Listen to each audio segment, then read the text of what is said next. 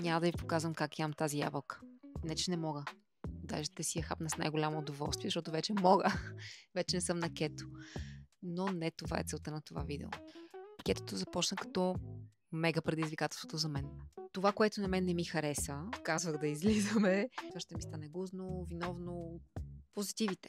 Като човек, който се бори с проблем на кожа от цял живот, килограм и половина някъде надолу. Тренирах си нормално, 2 см надолу от талията.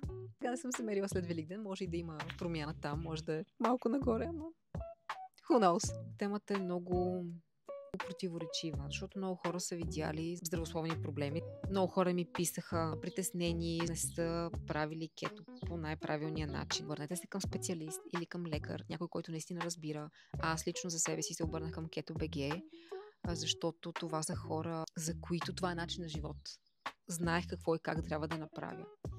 Защото масово в интернет просто е пълно с информация, която не е съвсем достоверна, а наистина да доведе до здравословни проблеми. В момента се замислям дали да не се върна скоро